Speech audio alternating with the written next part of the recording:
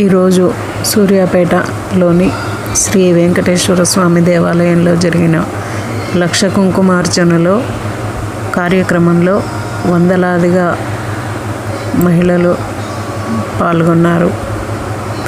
అత్యంత వైభవంగా లక్ష కుంకుమార్చన జరిగింది. అమ్మవారికి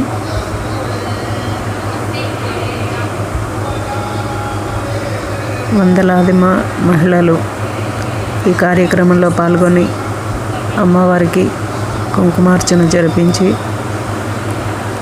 స్వామివారి అమ్మవారి అనుగ్రహానికి పాత్రులైనారు.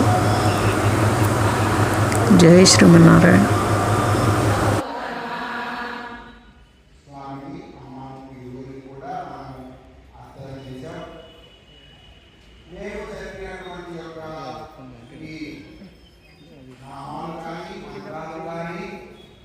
ఇవి ఏవైనా దోషాలు కలిగించేటట్టయితే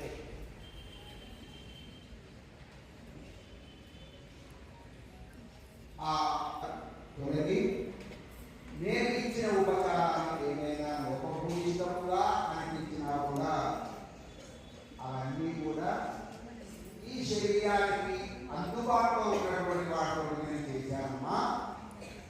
నా మనసు మాత్రం నీకు అర్పిస్తూ ఉన్నాను అని మనం ఆ స్వామిని అమ్మకు మనం ప్రార్థన చేస్తూ విన్నవించాం.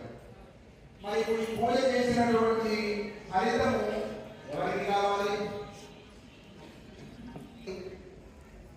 అనుకుంటూ ఉంటారు. అలా అనుకోవడం ఎంతవరకు మంచిగా కాదా అనే విషయం పక్కన పెడితే మనందరికీ ఒకటి చెప్పింది శాస్త్రం. ప్రతి పూజా ఫలితము కూడా సమాజంలో ఉండే కొన్నిటికి చేరుతూ మన దాకా అందాలి అనేటువంటిది చెప్పింది. మనందరికీ చేరాలి, కానీ ఎలా చేరాలి దానికి ఒక విధానం ఉంటుంది. కాబట్టి ఆకాశాత్ పతితంతో వర్షం పడాలి. వర్షం ఎలా పడుతుంది? బాగా వర్షం పడ్డప్పుడు ఆ నీరంతా వచ్చేసి పంటలో చేస్తే పంట ఏమైపోతుంది?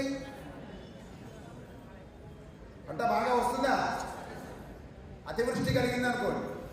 కానీ ఆ పడ్డటువంటి యొక్క వర్షము అది ఒక నదీ రూపకముగా ఒక చెరువు రూపకముగా దాంట్లో చేరి నిండా ఉండి ఆ చెరువుల నుండి కాలువల ద్వారా మన పంటలకు వచ్చింది అనుకోండి, ఏమవుతుంది?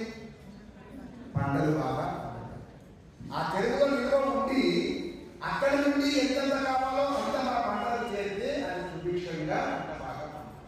అంటే ప్రతిదానికి ఒక విధానం ఉంటుంది, చేరవలసిన విధానం ఉంటుంది. అలా వస్తే ఫలితం మనం. అందుకనే మరి ఆ రూపకంగా మనకు స్వామి అనుగ్రహం కావాలని మనం కోరుకున్నామా?